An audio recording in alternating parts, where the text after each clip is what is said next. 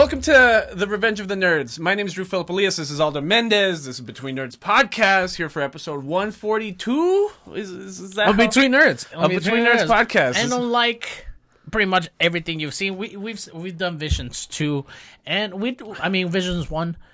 Yeah, we're talking about Star Wars Visions Season 2 today. Right, yes. And we watched Visions 1 because there was a lot of anime influences. It was very Japanese.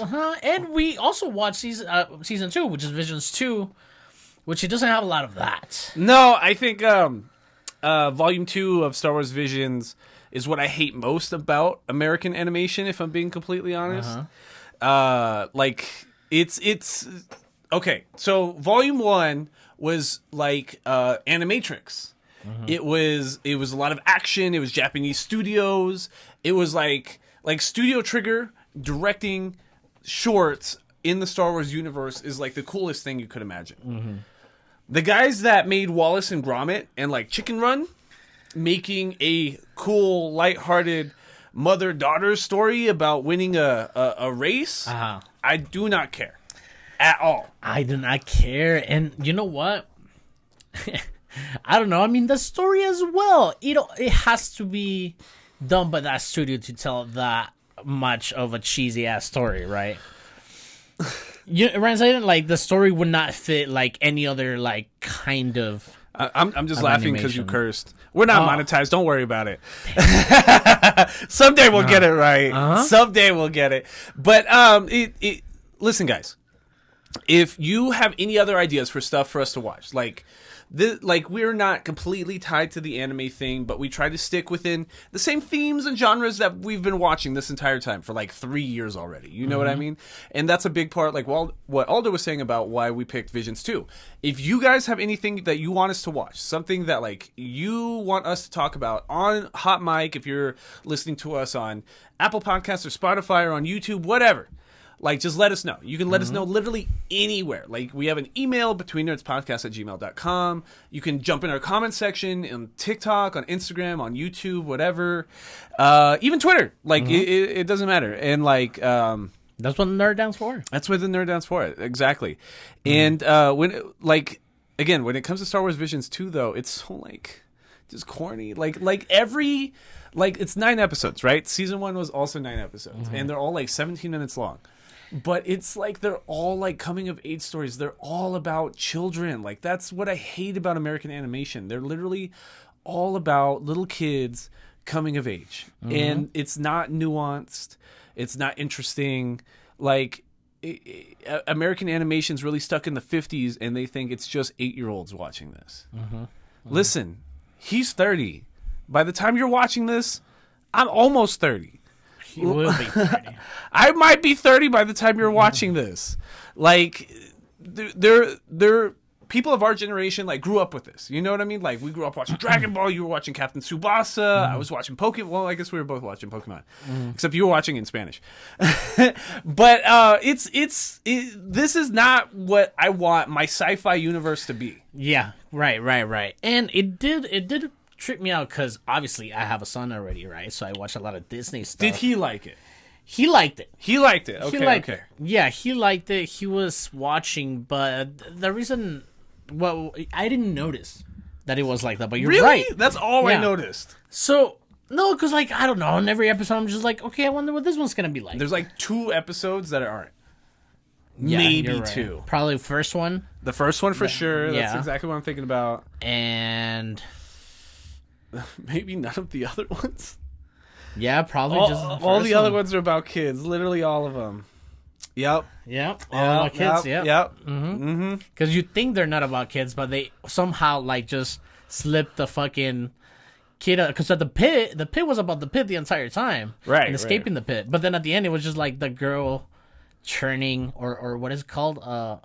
Neutralizing the kyber crystals. So Aldo's talking about episode 8, The Pit. I don't care to go in order. It really I don't really give a shit. Yeah. So episode 8 is called The Pit. It's this is the only one co-produced by Lucasfilm, like George Lucas, and a studio. Most of these studios are no-name studios, and that's a big thing about Star Wars Visions 1. Like these are like in Visions 1, it's like studios worth hundreds of millions of dollars that are making anime that are worth like tens of millions of dollars. You know what I mean? Right here, we're talking about animation studios that are like just exist on YouTube. Like that's it. Besides like the Wallace and Gromit studio, like this one's by the other co-producer is D Art Shitagio, and like their portfolio is a bunch of shorts. So good for them. This is exposure for them. Maybe they'll get out there a little more. But they made an animated music video for the weekend called Snow Child, and it's just animated music videos. Like I'm looking at it right now. That's about it. And like this episode, The Pit, is like the least Star Warsy episode. It's just sci-fi dystopia. Like it could have been any franchise. You could have told me this was The Matrix. You could have told me this was Star Trek. You could have told me this was Mad Max. You could have told me if literally anything, dystopian anything. It's just the Death Star was powered by kyber crystals, right? And the Empire was just like strip mining entire planets for kyber crystals. But how did they do that? Slave labor. So that's what The Pit's about. Like they just take a group of slaves out in the middle of the desert, make them dig, and then once they dig a pit deep enough that's like 100 meters tall, Probably. something like that, and then once they're stuck in that pit and they hit the bottom and they're out of kyber crystals, the Empire just leaves and just dips and just leaves an entire like civilization and this entire population inside of this pit, and they're literally starving. They have no water. Like they're just gonna die. So then it turns into... Let's get out of the pit. It turns into The Dark Knight Rises. Yeah, it does. It does. It does. And it's just some guy crawling out of a pit. Like, it's Batman, like, crawling out of the stupid pit. And then he finds an animal, and then he gets up there. He goes to the city. Obviously, Empire run. And he's like, people, you gotta help me. We're out in the desert. Please, my family's in a pit. Please let them out. But, you know... Like, the only reason it's Star Wars is because we see the stormtroopers. Right, that's it. That's it. But it's just like fascist propaganda, and they're like, no pit exists out in the desert. Nobody's mining out there. And it's just like, but we know it's true. And the other population doesn't know it's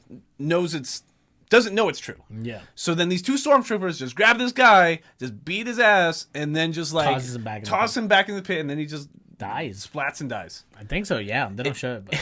And the resolution to this episode is that it actually was about a little girl this whole time. Yeah. Who's like was she the daughter or the niece? I think she was the niece, bro. The niece of the guy that splattered on the floor, and she just starts singing. And like so the whole pit starts singing, and then the city next door hears the singing, and then they come and rescue them.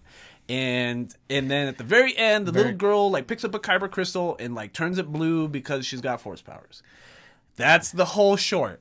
Like it's so like it would have been one thing if it had like a tragic ending. If it just ended like right there, like whoa, the Empire really was the evil empire. That's crazy. Yeah. If it ended right there, I'd be like, oh. But no. But no, it's about it's about a little girl just willing her way to rescuing her family through the power of song. Yeah, man, it's wild. But there was some that I liked. Which one? I did enjoy the one. I think it was the second episode, and this is the first kid episode. But then again, I didn't see it like that because it was just following at some kid, right? But he's like, she is getting a calling from like. So you're talking about episode 2, Screecher's Reach? Yeah. As produced by Cartoon Saloon, an Irish studio, best known for The Secret of Kel, Song of the Sea, and The Breadwinner. And never heard of any of those. In difference to the one that we were just talking about, the Pit one, over here I can see a lot more like Star Warsy stuff. Because it reminded me of how Luke Skywalker goes into that cave to have his fucking vision. Right. It almost seems like when the he same. went into the dark cave. The dark side cave. Dark side cave. Yeah. And that's how he overcame the dark side, and that's what made him a real Jedi in his Yoda training. You're talking about in episode 5? 4 is A New Hope. Oh, 3. I mean, no, 5. Yes. And so it's the exact same story as that. Yeah. Right, yeah. And I really liked it. I really liked the fact that she went evil at the end. It's the same thing. So, like, it's this little girl who's a child laborer, so like a slave. And she's working in industry, field worker or some shit like that. And she just decides, hey, she get the fuck out of here. Yeah, she just grabs her little friends, and we're like, we're gonna go exploring, or we're gonna go to the forbidden part that they tell us not to visit, or whatever. And like, I thought it was all gonna be a metaphor, because she starts seeing like dark side visions while inside the cave, and that part was pretty cool, to be honest. And then she sees like what she thinks is a lightsaber just come out. It's big, it's red, but it's like scary, it's ginormous. And then it's not until her friend snap her out of it, and she's like, "Oh my god, get out of there!" And then like, so it's that's what the Reach is. It's like this little corrupted little. It's Gollum. Gollum, yeah. That's what I was thinking. There's dark side Gollum hiding inside this cave. It's this little hermit lady, and like, yeah, she's a dark side user. And she kills her.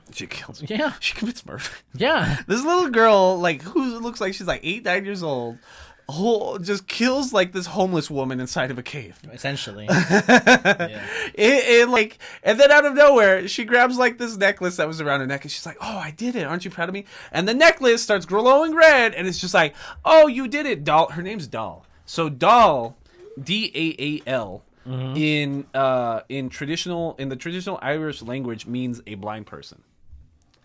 So then she talks to the necklace, and then a woman called the Dark Sister, the Dark Mother, or something. It's a Sith. It's a dark Force user that's trying to scoop up little younglings and turn them to the dark side in early age. So that's why she was down to like start to communicate with her after she killed like a dark side user, because that means she has an aptitude to the dark side of the Force. Yeah. And the little orphan girl is just happy to have a family and have somewhere to go and not have to go back to doing menial labor. But that's when the doll is like, "Hey, can I take my friends then?" And her eyes, the Dark Mother, go from green to yellow, like a corrupted Sith, like Darth Maul's were, like the Emperor's were, like Darth Vader's were. Or like when Anakin, when he went to the dark side, his eyes were just yellow. So it's like the dark side corruption. And that's when you really see it. The Reach, like screaming, like to get out of the cave, reminded me of the "I hate you" like expression that Vader does, and it's sad. It's super sad because like at first, okay. So you're right. You're right. Because at first I'm like, okay, so she's gonna learn she's got Force powers, and she defeats the dark side. Remember, and but then like it turns out like she's actually like going from one form of slavery to another form of slavery, and then you're just like, oh shit. Another one that I thought was really cool. Tell me. What's the one with the Cirque du Soleil lady? Oh, the Spy Dancer, episode 6. Yeah, Spy Dancer. There you go. Yeah. As produced by Studio La Cachet. Cachet. Studio La Cachet. La Cachet is French. Is it? Probably, because they were talking with French accents in that one episode. But they were brown people. Yeah, but they were and doing these. Oh, so I have seen them before. I know Primal. Yeah, they made Primal. They made an episode on Love, Death, and Robots. Have you seen Love, Death, and Robots? I've seen the first season. Okay. Yeah. So this looks like one of the episodes from the second season. That's something we can watch, too, for this fucking... Absolutely. Yeah. I love Death, and Robots. Yeah, Love, Death, and Robots is pretty cool. The first season was pretty awesome. Yeah, it's a classic already. Yeah. So what was cool about this one? So, like, it's about a cabaret dancer. Well, it reminded me about the ending of Inglourious Basterds. You know what I'm saying? Like, I was like, oh, am I really gonna see like a super like so like it's drop of troopers and a major probably? Right. So it's no secret that the evil empire in the original Star Wars was modeled after like the real world evil empire, the Nazis, right? Yeah. So what you're talking about at the end of Inglourious Basterds at the theater scene, right? Where like everybody's secretly working for the theater and like they're gonna blow up the Nazis in the theater. Right. So the Spy Dancer is the same thing, where it's just like they're like cabaret dancers or like they're acrobatists, kind of dancers, and they have big flowing dresses, but they just dance around and entertain like troopers. But like everybody in the show and working for the show are actually part of the rebellion. The rebellion, yeah. So they're putting tracers on them. Like, they're putting little Apple tags on them. Yeah. Essentially, and that's how the rebellion on this planet is, like, picking up on where the troopers are at all times. But then the main chick is kind of like, oh, I'm over this. The Empire took my son 20 years ago. Like, I hate them, but I'm losing my motivation, blah, blah, blah, blah, blah. And then she's doing her little dance, her little dancey dance, and then she realizes... Or what she thinks is the guy, like the captain or whatever, the leader of the troop, who's watching from above, she assumes it's the same guy that stole her son 20 years ago. All right. So then she like almost falls, dies. It's the little cabaret dancer that's got to like climb down on the strings and like pull her up quickly. But then that's when she realizes like, no, we are aborting the mission and we're going full Inglourious Bastards and we're going to kill everybody in this place. Everybody in this bitch. Mm-hmm. I thought it was pretty cool, man. I thought the story was pretty cool because not only does the action, it's because the animation was a little too light for it. You know, I didn't like it. It's got like it does that bad like, or it's not bad. It's totally intentional, but it has the like the outlines aren't like solid because it looks like a pencil. It looks like the end of the colored pencil like stroke. Right, exactly. Yeah. And and the action was good, but then again the animation's a little bit lacking. But like the story again, once she reaches like that, because she continues. I like that there was a KX series droid. Like, that one was super cool. You saw Rogue One, right? So like the main robot in Rogue One, like there's this Empire like captain guy has a KX droid with him and almost kills the little dancer. Yeah, because as she sees that guy up there and she almost falls to her death, she continues with a show kind of fakely and she pulls out like this like Assassin's Creed like stabbing. Yeah, that's exactly what it was. And gets up to that one balcony and she's about to stab him, looks him in the eye. He has an eye patch, but he has a blue eye. And all these people in this certain colony or tribe or, you know, whatever. Like, you see her, she's got brown skin, 2 small horns, and she has a yellow and a blue eye. Right. And then she's like, holy shit, this might be my son. And it is the fucking son. Yeah. And they have, like, this fucking Captain America Winter Soldier fucking fight on the roof. Because at first, like, me as an audience, I didn't pick up on it that it was maybe her son right away. Because like even he's saying it, and he's like what I was thinking. He's like, "Why aren't you killing me? Why aren't you killing me?" Mm-hmm. Even though he's like literally pulling out a blaster to try to shoot her, and then she just keeps like smothering the blast and taking the gun, but like not like trying to kill him like her original plan was. It doesn't make any sense to him. Mm-hmm. And then she just kind of like. Just starts talking. She's just like, I thought you were dead. I thought he took you away. Why are you using his cane and wearing his uniform? Mm-hmm. And he's just like, what do you mean? Who my father is none of your business. And then you could see it like on her face. She's like, oh, like his abductor has now like gaslit him and like brainwashed him into thinking that like he actually belongs with him. And at one point, she's trying to take off his hat because she wants to see the horns. It's like, why are you hiding who you are? Why are you hiding who you are? And then he's like, fuck you. And like, she doesn't I don't know, you crazy woman. Anyways, crazy woman, the mother, gives him... Thanks for specifying. Gives him, like a memoir of how he was... Imagine like a newborn picture. Yeah, it's like a little hologram picture of like what her son looked like. And then the episode ends with like... The mom saying is like, you don't understand. They can't take anything from me they can't take anything away from me anymore since that time they took you away or something like that. Yeah. And it's like, oh, you know, I don't know. It just hits a little more in my jellies. And see what I mean? But that's like the type of animation. That's the stories it's telling. It's all family stories. Yeah. But again, no kids. In this one, okay, I see what you mean. It was a cabaret. It was something. It's adult. Yeah, you know what I'm saying. It's adult. Yeah. All the soldiers were there to see the pretty lady. That's what I'm saying.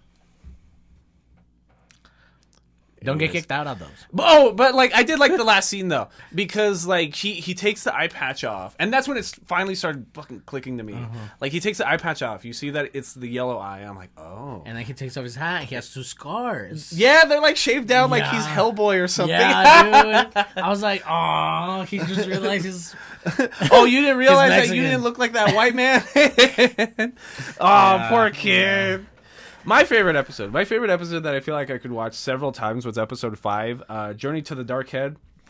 That one's the one when they fight. Oh yeah. And then like I look up the studio and it's Studio Mir, and then I look through the previous works and I'm like, oh, no wonder I like them. So it's the studio that made The Legend of Korra, the last season of The Boondocks, all the Netflix animation. Like, so that's Voltron, Dota Dragon's Blood, Kipo, Big Fish and the Begonia, which are the Nightmare and the Wolf. Like every piece of like I'm surprised. I would have assumed it was the same studio that made Castlevania. Okay. That's what it looks like. Mm-hmm. You know what definitely. I mean? It does. And this one has the best action scene. It's my favorite period in Star Wars that like the mainline series has never touched, because like 5,000 of years before the Battle of Yavin, so before the end of Episode 6, there was a planet of Sith. Like the Sith were an actual alien race, and then eventually they just like became known as like just dark side users. But like they were kind of victims of like racism, and that's why they turned to the dark side, because people were like, oh, that planet of Sith, they're all evil and awful, and like Jedi were just like general Force users, not necessarily like light side users. But then it was that war that like subjugated them. Yeah. So we see this period, like it starts off, it looks like a Tibetan temple kind of, and it's raining. They're looking at like soft like watered down river pebbles rocks. Yeah, river rocks, thank you. Like river rocks that are like they're smooth. Yeah, and like you just see this girl like pick it up, and again like it starts off with a kid. I'm just like, oh, another kid story. Damn it. Oh, let me get away from one kid story. I'm begging you. And then she looks at it, and she's showing it to this guy that looks like an old Chinese Tibetan monk kind of dude, and But alien, yeah, he's typing on a hieroglyphic computer. I'm like, okay, Star Wars. and then he's just like, what do you see, child? And she's like, I see two figures and a bird in the background. I don't know what it means, sire. And like the thing, what they're saying is, they're at the bottom of this temple, and on the top side of the temple, across the cloud line where people can't see it, there's two heads, which is why it's called Journey to the Dark Head. There's a light side head and a dark side head, and when it rains, the Force washes down off the faces and like gives visions to the stones, and these people are interpreting those stones. And some Mormon shit. That's what I was thinking too. Like literally, What's his name? John like, Smith. Yeah, like writing the Book of Mormon. That's exactly what it sounded like. I love like those South Park episodes with like when they're making fun of Mormons. No, I have to read from the other tablet now because you lost the original one. Yeah, you can't see. Yeah, I can only use it. He said I can only use it. It's fucking hilarious. But yeah. I like that episode as well too. But then it turns genocide because then like the Sith come. So like this period that they're talking about are like probably like a few hundred years after the creation of like the Sith planet. So there's an actual war going on, a full-blown war between the Sith and the Jedi. So like it's a galaxy-wide war.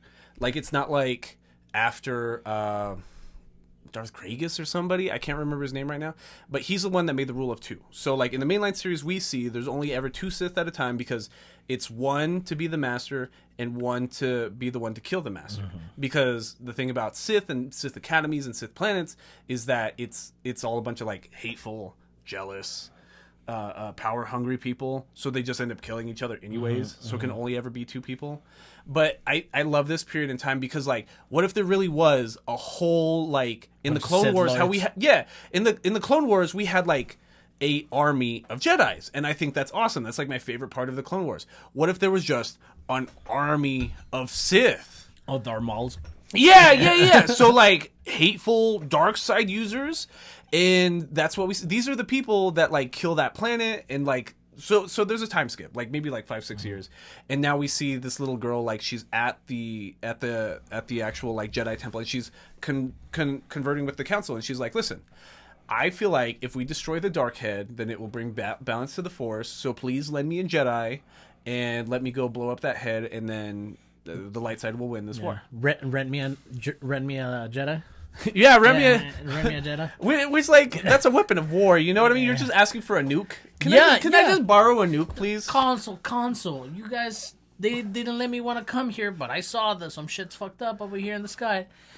And we need some help. Oh yeah, send the young one who's been traumatized not so long ago. I forget her name, but the woman on the council that greenlights it, she says she greenlights it, but she says breaking a mirror doesn't change an appearance, only what one sees. And she's like, and that's her reasoning for like saying that yes, she'll do it. So she gives a 12-year-old Jedi with PTSD to send along with her, and we see his backstory. He's in therapy, like we switched up, and he's like meditating and trying to forget about this. He watched 6 Jedi get killed by 1 Sith Lord, and now you're just like sending him back out there. He doesn't want to go back out there. Nope. And that scene's really terrible too, because like not only is he a Sith, but like I just love like classic Sith design, like with masks and helmets. Like you don't even know who's under there. You know what I mean? So he's wearing, it's just this dude in black armor. Darth Maul is cool. Except Darth Maul, but we didn't even know what Darth Maul was at the time. Yeah. Like when Episode 1 came out, we were like, who or what is that? But this guy's cool because like black armor, black cloak, like just big helmet, and he has like a chain sword, like a like I can only remind you guys like the scorpion, like get over here. Yes, chain. yes. Like That's what it is. He has a scorpion chain, except it's really long, and I guess he's using the Force to control it. Yeah. It looks fucking sick. So you just see him like cutting off heads and just like piercing torsos, slamming people on the ground with cool, evil stuff. Yeah. So it's like the mask was pretty cool too. I love the mask. Yeah, and the I hood, loved the it. cape, that looks crazy. And the reason why the kid has PTSD is because it's one of those survivor guilt things. Because like the kid started like tapping into the dark side of the Force when he sees like six of his friends die, including his master. He's like, I'm gonna get revenge. And then of course Sith Lord stuff. He's like, I see potential in you. Like you're giving in a little bit. This is interesting. And he's just like, so he gives him an ultimatum. He's just like, good. Yeah. He's just like, go home with me and be my apprentice, or go home, but I leave you scarred. So like he gives him a little scar on his lip. Yeah, he fucks him up. Gives him a shave. So that's who we have on this mission. We have this little nobody Tibetan orphan, and the other orphan who also watched his adoptive mother die last week. Angry. Just pissed. Pissed. Yeah. And yeah, the fight, the location too. I don't know. It looks so amazing. Well, to see that I even liked the when they go to the market, the store clerk or whatever, like crazy alien design I'd never seen before. A lot of motion. Everything's in movement on his face, like tentacles, all that. Like I'm just like, oh, this looks really, really good. But the dialogue's funny. And I don't know why I didn't get sooner that it felt like Legend of Korra writing, because he's just like, okay, here's 20 bombs, here's a rocket, here's a magnetic glove, here's some magnetic boots. What y'all gonna do? You gonna blow up a planet? Like, which was hilarious. It was so funny. But this is where like it starts like ramping up. The tension starts ramping up a little bit because since we have an apprentice Jedi with us, he doesn't know how to like mask his Force. So like the same Sith Lord that just killed all his friends, I see. he's in the background, in the same town. He's just like, I didn't think I'd feel you again so soon. And he just follows them to the other planet that they're going to. Yep. And what you were saying about the fight, like they actually travel up to the heads and they're having a full blown Force lightsaber fight. And it starts raining. It starts and raining. Everything's in motion, like you say. Everything, like cool. it's literally it's such like classic trilogy where just everything's going wrong. You know what I mean? Okay, we're just gonna fly up there. We're just gonna eject, and then we're gonna destroy the evil head, and then we're out. But then in classic Star Wars fashion, just everything goes wrong. Like they get shot down. Then their secondary ship gets blown up, and now just like, and then they get to the dark head, and it's not even what they thought it was, because again, the Force, it's like like that episode in the Clone Wars where Anakin meets the brother and the sister and the father. That are like all sides of the Force, because that's what the father was trying to say. Like you both have to coexist at once, or like you can't have too much light side. Yeah, it's the balance. Yeah, it's the balance in the Force. Because then she sees the dark side head, what she thinks is the dark side head, and it's red. But then she sees that they're connected by like a ring, and the Force just like bleeds through each head, so they're both light side and dark side continuously at the same time. And that's when she's like, oh, I can do this. That's what. And like the lightsaber fight's crazy. Like it's a little uncanny because like our guy's using light side Force lightning because it's blue, but it's still Force lightning, and that's only a dark side power. Yeah, which is cool. It's fine. It's fine. Angry. I know it's not canon. He was angry enough, but yeah, it was not canon. Also, how they use it to climb stuff that wasn't kind of canon-y. I'm like, I never seen that use ever. What do you mean? Like when they go off the edge and they'll use the fucking like lightsaber to like hold on. Like, that shit would just keep going. So yeah. Did you watch the last season of Rick and Morty? Yes. So, like, the episode where it's like, what happens if you drop a lightsaber upside down? It should just go down forever? Yes. These lightsabers have friction. Yeah. And, yeah, but the fight was super cool. When they unmask him, he also looked cool. He reminded me, like, of a character of, like, Metalocalypse. Yeah, Metalocalypse. That. Metalocalypse and Death Clock and Baby Metal are going on tour. Oh, really? Yeah, I kind of want to go to LA. That's cool. In, like, October. That'd be super awesome. That'd be pretty cool. I like that entire episode. Well, he's human too, because like I always forget that like they're less scary under the mask than you think. Because like same thing happened with Kylo Ren. You know what I mean? Like he's just Adam Driver under there. Yeah, he's just Adam Driver. But this guy was crazy because like he's human, but he's also like 7 feet tall, skinny, but like just like his pupils are black. Like or what part's white? Your iris or the iris or the white part of his eye was black, so it was scary. I don't know what you call it. I don't either. But like, and then the way they beat him is really interesting because our Jedi guy's just trying to like brute force him. He's just like, I'm doing this for revenge. And then like the girl's been like, let me help you. He's totally gonna cut your head off. Like, let me just like help you. And it's not until like he finally gives into the idea of teamwork again. I don't know. Doesn't he have like a vision of like the light side, and he's like, oh, now I know what I need to do. You know what I'm saying? And he feels so like righteous, but then he cuts his head off. Yeah. So like she sets off the bombs that she was going to use on the head, which like distracts the Sith guy, and then he's having a vision in his head that's like he was afraid of the dark side. And the vision is like what we were learning about the heads is that you can't be afraid of the dark side, but you have to respect that it's there because like the Force is one, right? So that's when he's in his head and he's just like, oh, I shouldn't be afraid of the dark side right now because we're all just using the same Force. And that's when he finally gets his gun and just cuts a dude's head off. Which like you're not really supposed to kill people anyway as a Jedi, and that's why a lot of Jedi religion, the Jedi Bible says you cannot be angry. And that's why, like, some nerds are, like, being, like, buttholes about Jedi Survivor. The PS5 one. The one that, like, just came out. Oh, wow. Because, like, it's a video game, and you have to kill, like, just, like, dozens of, like, nameless soldiers. Yeah, you have a blaster and a yeah, now you got a blaster. Now extra killing people. I've seen those videos on TikTok. Video games sound fun. Video games are awesome. You got... Shout out to Tears of the Kingdom. You got a piece of wood. I got a piece of wood. Hell yeah. GameStop gave me wood for pre-ordering. GameStop. Shout Sponsor out to GameStop. us. No, you know what? I hate how they always try to upsell you on everything stupid. Yeah. Because, like, you know the video game, like, insurance is a scam. Mm-hmm. Like, for sure. Especially on a Switch cartridge. When do they ever go bad? Ever. And then, like, so I already paid for the entirety of the game, like 3 months ago, right? So then I call and I'm like, are you doing the midnight release? And she's like, yeah, but you have to come pick up another receipt that will give you your number in line. And I'm like, okay, whatever. Like, you're just making this complicated for no reason.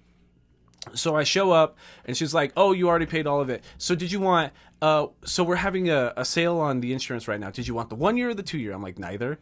And she's like, are you sure? And I'm like, no. Like she's literally... What am I going to do? Like, step on it as soon as I come out of the store? Yeah, she's literally looking at me dumbfounded. Like, you're serious right now? Like, why would I do that? Why would I ever... Just flicking it around? Honestly, and I hate nerds, bro. Oh, my God. Like, I'm there in line, and, like, the second all the nerds do their little cosplay in the store, and then we get in line outside the store, it started smelling just like spoiled milk. Like, the second all these nerds... And I'm outdoors. I am outdoors. And the second, like, all these nerds step outside, I'm just like, oh, you nasty fucks. Get me out of here. You share a community with this. And you... Oh, my God. That's why I hate Yu-Gi-Oh! Sometimes, too. Oh, I hate it so much. I hate nerds. Except you nerds. You nerds are great. But then you see them all in line, just like, oh, what amiibo did you get? Oh, I got this amiibo. Can't wait to see what armor set this unlocks. I'm just like, oh my God, y'all are getting scammed into amiibos too? Have you seen? I just noticed this the other day. I never told you about my cousin. He downloaded the. You noticed he was a nerd? He's a nerd. Yeah. But he downloaded the NFT codes for the amiibos. For the amiibos, like so he got them for free, right? So he has them for free. He like even like put them on like this little like fishbowl rocks and put them there, and he can just like scan them. Oh, but now they're selling a version of that in Amazon, I think, and it has like all these little cartridges, and it's all the amiibos. Do that, nerds. Yeah. Don't do that other thing. Do not buy amiibos. Do not give Nintendo more of your money. For what? An armor skin? Yeah. That is stupid. And you can just scan shit to get like all these items all the time. You just know that's like the biggest scam. Cause like you can. I think you can scan them once per every 24 hours. But like think about like how people used to just memorize GTA codes. All right. And how cool that was. And everyone just knew like the San Andreas codes. You know what I mean? And then Nintendo I can probably do it right now. And and Nintendo saw that and was like, how do I make money off of that specific thing? Right. And then they sell you a 2-inch tall little figure for no reason. $30 for. Right. Fuck you, Nintendo. Sponsor us. Sponsor me, please. Even though Tears of the Kingdom is the exact same game as Breath of the Wild. Like, literally the exact same game all over again. Yeah. They just want to redeem Ganon. You know what, though? I was thinking about it. Like, I guess I'll say it now because I don't think we're going to have time for a Nerd Down today because it's Monday. But, like, I think I like it a lot more than Breath of the Wild. I'm sure it seems like a little more refined, a little more polished. Well, because think about, like, the open world-ish RPGs that have come out recently that I've played, I guess. Like I didn't play Jedi Survivor, but I played Fallen Order earlier in the year. Red Dead Redemption. Red Dead Redemption, but I'm saying recent releases. Oh, okay. So I played the Hogwarts Legacy in Elden Ring. So I was comparing it to those two because they're kind of the same thing. Okay. You know what I mean? Like, and then what did I bitch about Elden Ring about the entire time? Is that it's too on your own. Like, there's no help at all with anything ever.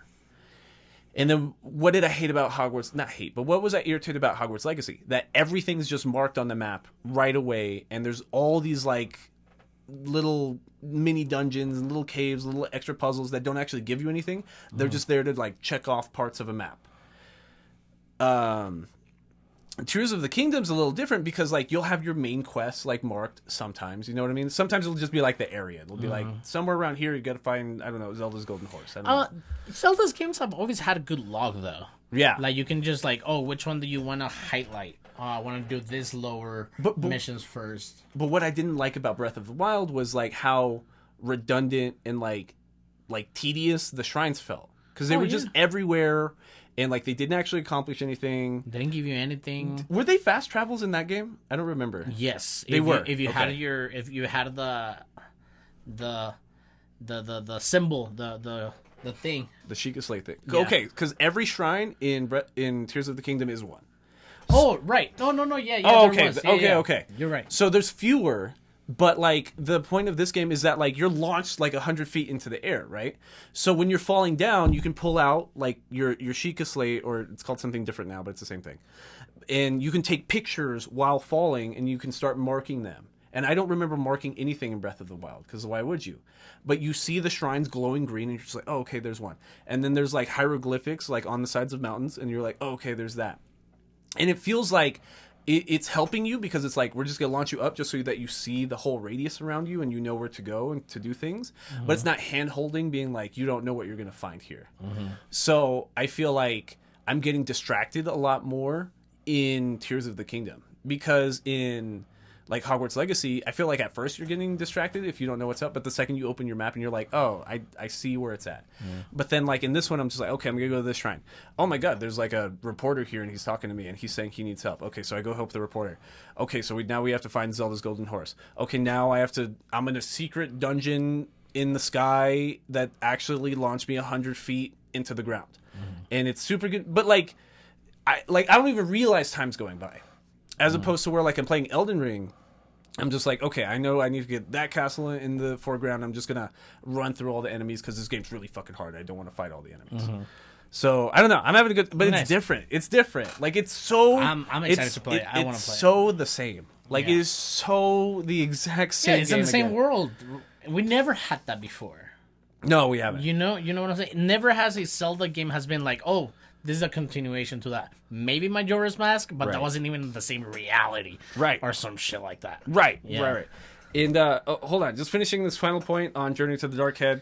And then they come together and they kind of form like a team. They're just like, okay, where are we going on our next little adventure? And that's it. Because now that this Jedi kid's found like peace in the Force, and this girl's now like more interested in the Force and understands it a little bit.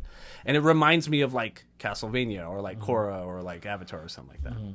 I can't believe we haven't talked about episode 1 though. Sith? Episode 1 was really good.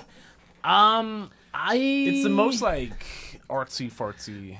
It is, but it also threw me off. Threw me off. It threw me off. From I don't know. The first episode of Visions season 1 was also like that, right? It was the one that you didn't like the animation on because it looked like the duel. Yeah. But it kind of threw me off to what I was gonna expect for the rest of like the season. You were like, okay, we're back where we left off. Cool. But then no. Then no. Yeah. It's a lot of like expressionism because like it's about a runaway Sith apprentice, like somebody that no longer wanted to participate in the dark side. Like you kill a few hundred people and then you no longer want that for yourself. Yeah, and then on the background as like she's having these thoughts, like the background will go either white or black, like the light side or the dark side, right? And that's what's cool because it's like we don't know if those paintings or that art's really there or that's like her. How the Force feels to her, you know what I mean? Like how we've seen some Jedi even talk about the Force really abstractly, but that they can see it. Like that's how Yoda would talk about it sometimes. Like this is really interesting because it's like, what if this is what the Force looks and feels like to Force-sensitive people? Where it's like you wake up from a nightmare and everything around you is just black and then you just want to get to the light. Or she's making a cup of coffee and she's like using the Force on it and it appears all bright colors and pinks and yellows and greens, and then she gets a negative thought and it all turns black and dark again. And that's her like coming to terms with both sides of the Force in herself. Right.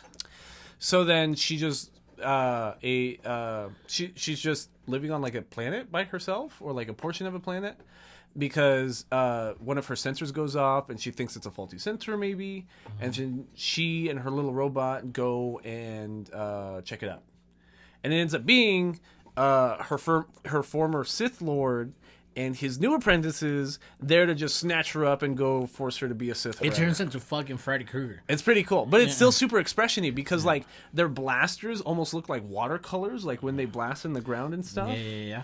And like the ground looks fluid almost, and they have a lightsaber duel in a hallway, and it's so cool. It's so cool because like it's a dark hallway. Or when he comes out of the hallway, he looks like, I forget his name, but he's in one of the Old Republic games. The guy that doesn't have a jaw.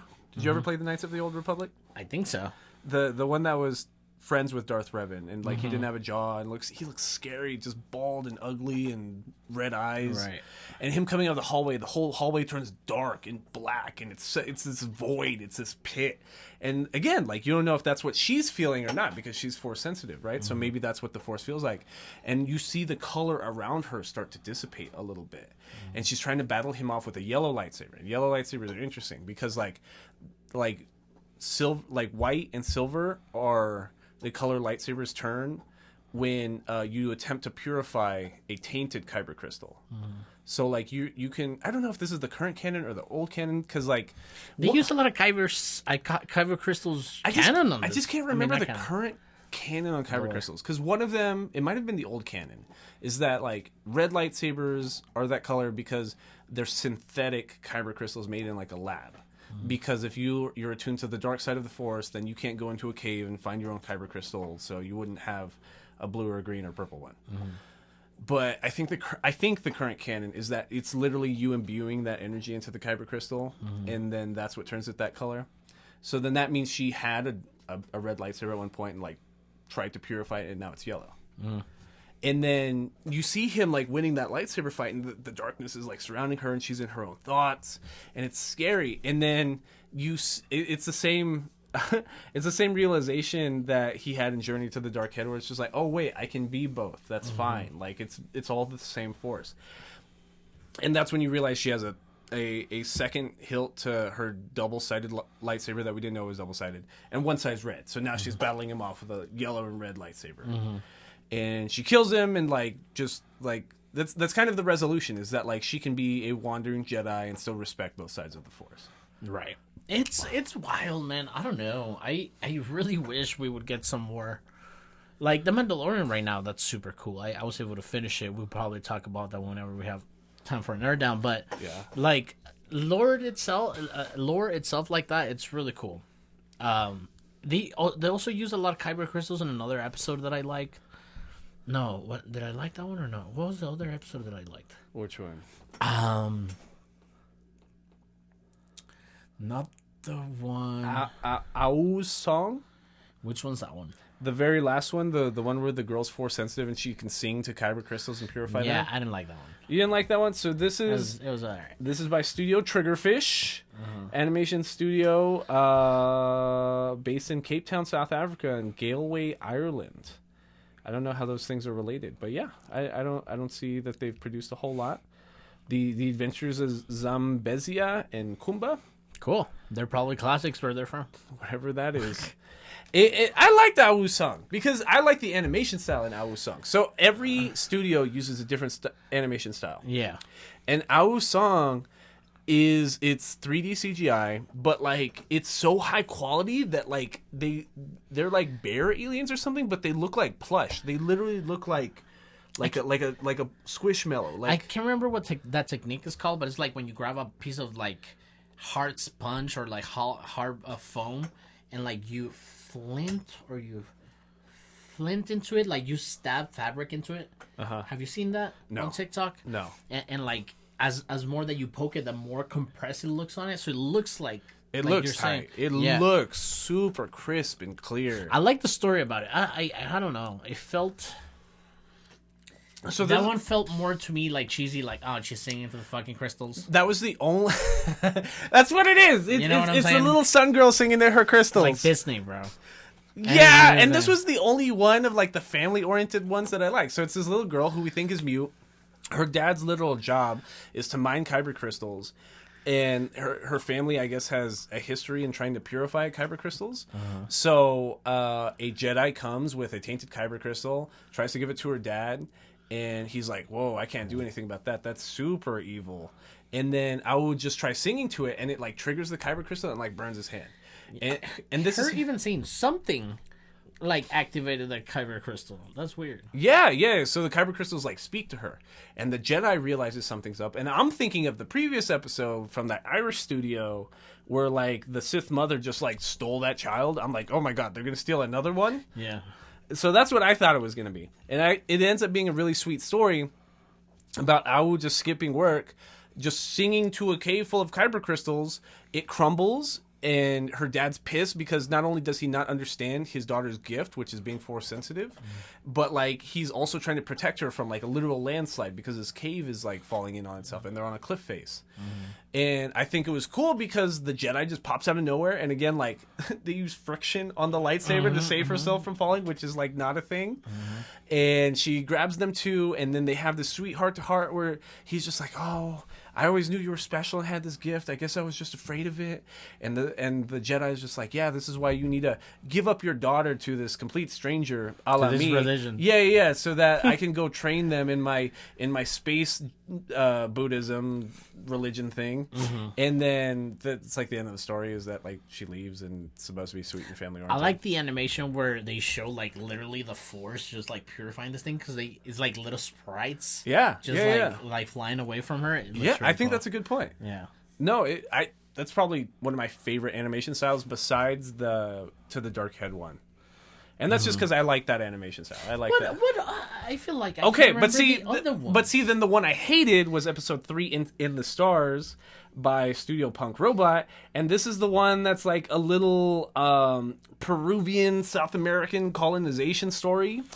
Where it's these two sisters. The one with the water when they take the resources. Yeah. That kind of hit not home, but I don't know if you know, but like a lot of places like lower in Mexico are getting fucked over with the water because a lot of brewing companies like Modelo and shit, like you know they're just stealing the water. They're just stealing the water, and it sucks. You know what I'm saying? Like I kind of like that aspect. It is. And I did like how it looked, though. I hated how it looked. Really? I hated how it looked. So, like, I almost thought this was the Wallace and Gromit episode for a second because they have, like, this claymation kind of look to them.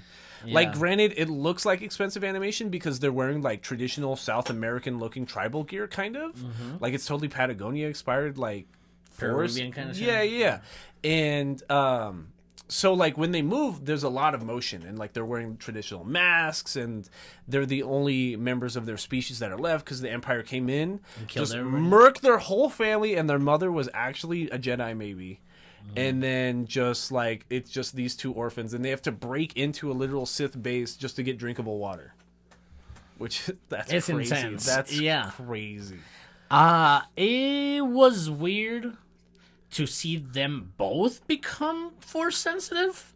Right, See, it's stupid. Because that's too much. Because it's too like much Jedi at once. Through the power of sisterhood, they both unlock the power of the Force, and we're able to overtake this Empire stronghold. Mm-hmm. Like, granted, it was kind of sweet because, like, literally the younger sister is just dangling off, and like this stormtrooper's about to throw her off. And fucking saves her. Right. So typical Jedi shit, and the older sister's like, "Ah, my sister!" And like throughout this whole time, it was the younger sister that was like, "No, Mama said that we can use the Force to defeat the bad guys." Blah blah blah blah. Blah. And it was the older sister that was defecting, but then like to save her sister, she uses the Force to grab her, and then they both bring down this water tank together using Force like pull, and like it destroys the whole base or whatever. And it gives the water back to the people. And then the stars shine again because the pollution's gone, and the all mushrooms are back on. And the mushrooms are back on, so they get to talk to their dead relatives and through cave paintings or whatever. It's the Smurfs. It's like an episode of the Smurfs. Yes, it's literally an episode of the Smurfs. It's Jedi Smurfs. It's Jedi Smurfs. Okay, my absolute least favorite was I Am Your Mother. Episode 4. So that is by Studio Aardman. That is the studio that made Chicken Run. That is the studio that made Wallace and Gromit. Hated it so much. Like, literally, I almost wanted to text you and be like, dude, we are not watching Star Wars Vision Season 2. I'm not. If every other episode from here on out is like this, I'm not watching this. Yeah, dude. It's literally just like, what if there was just a cadet pilot and like she was embarrassed of her mom because they were poor, and so they joined like a rat race and with which is pretty ghetto. Yeah, in their ghetto car, and like they beat the rich kids, and then that's how she learns that her mom's actually really cool because she's a good pilot and mechanic, and they beat up the rich snobs. End of story. Yeah. Coming of age story. A million times. Coming of age story. You see what I mean? Like, for what?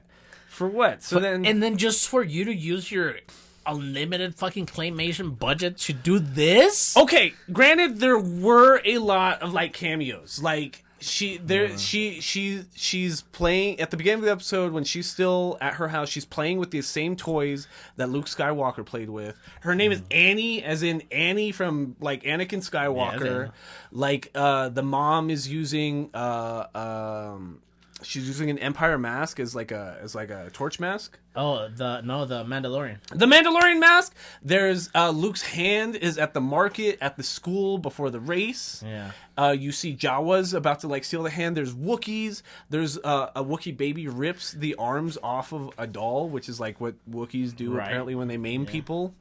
Like there's a bunch of little like, you know, if you like grew up with it, right? Yeah. But then again, we've seen claymation like, I don't know, Caroline. Caroline looks super good. Coraline was sponsored by Nike.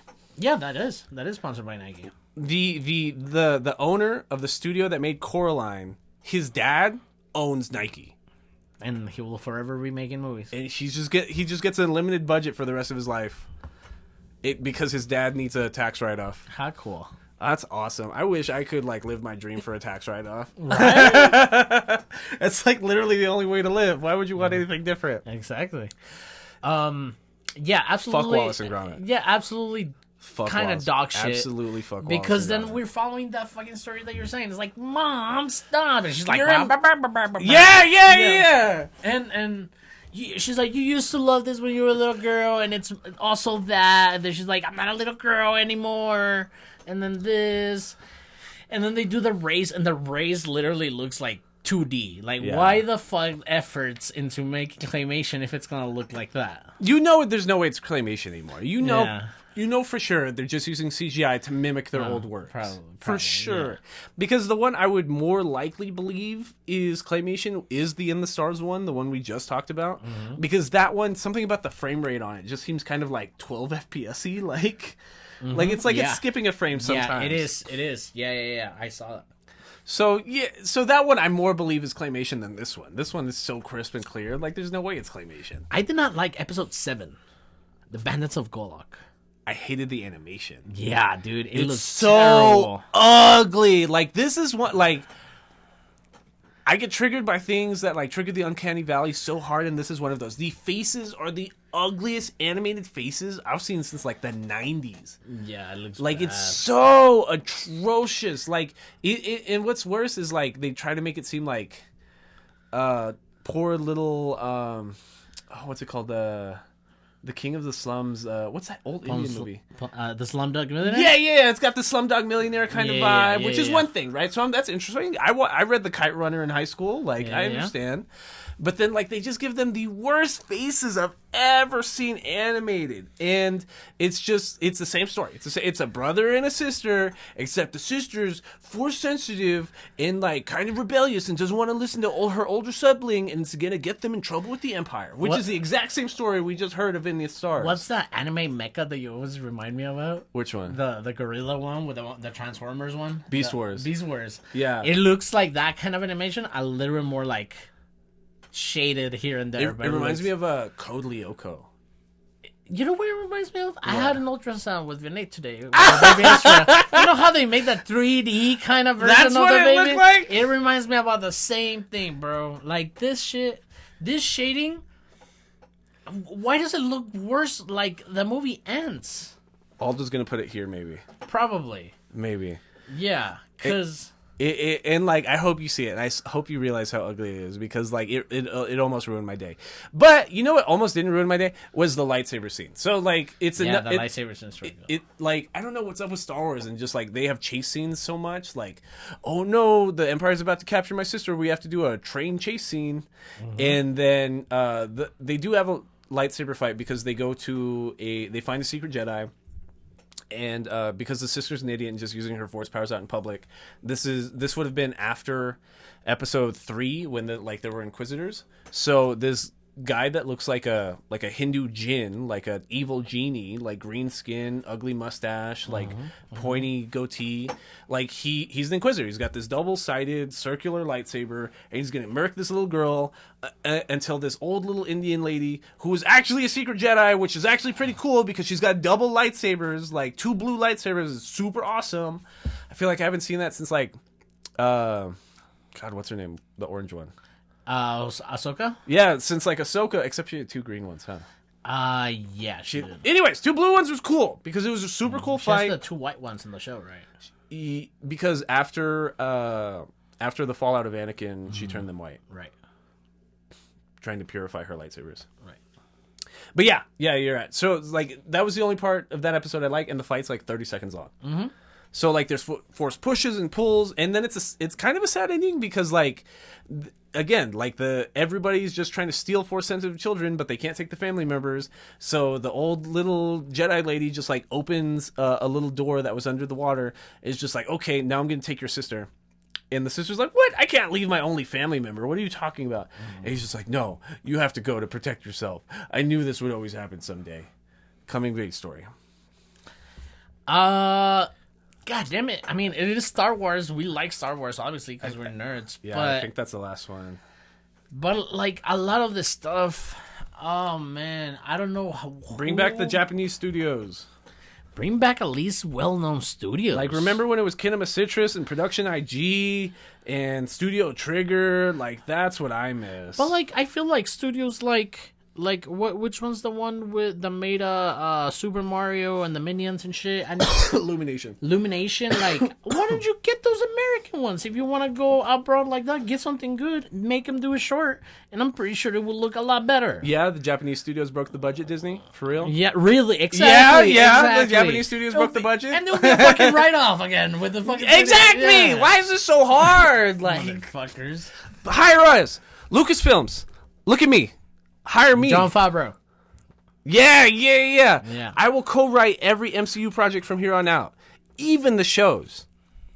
Anything. Even the shows. Yeah. Just move me to Hollywood and give Karen an engineering job. Yes. And I guess that's about it. I think so. Would you recommend it? No. Would you want to do like housekeeping notes?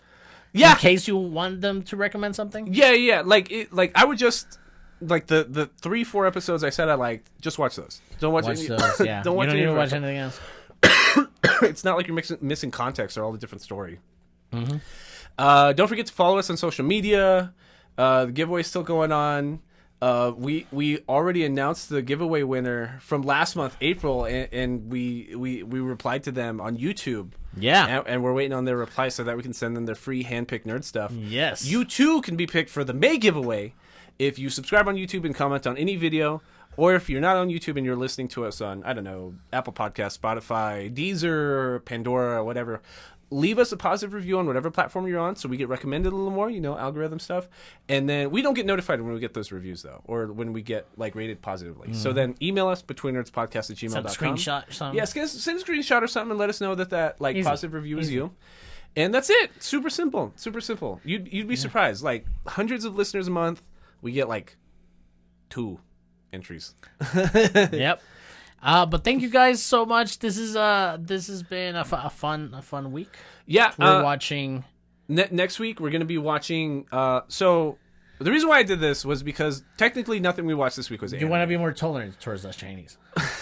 Well, nothing we watched this week was anime, right? Technically, even though it's all animation. So this week also we won't be watching. It's technically not anime because we are going to be watching Link Click, which is a Chinese animation. Granted, it is on my anime list, and it's top 50, but it wasn't produced in Japan, so I'm not going to consider it anime. But I'm going to watch it anyways. Cool. So, yeah. Watch the movie Hunger on Netflix. It's pretty cool. Taiwanese movie. Watch the Air Jordan movie. Really? Good? I didn't mind it. Ben Affleck and... Did you watch... Did you watch Guardians of the Galaxy? No, I haven't. You did? Okay, yeah. I watched Evil Dead. Watch Evil Dead. Evil Dead is cool. Guardians of the Galaxy is neato. Anyways, this is Drew Philippoulias. It's Aldo Mendez. This has been Between Nerds. Thanks for watching Between Nerds Podcast. Somewhere on the screen is a link to our most recent episode. Somewhere else on the screen is a link to a body of clips that you all should watch. Don't forget to like, comment, and subscribe. Thanks.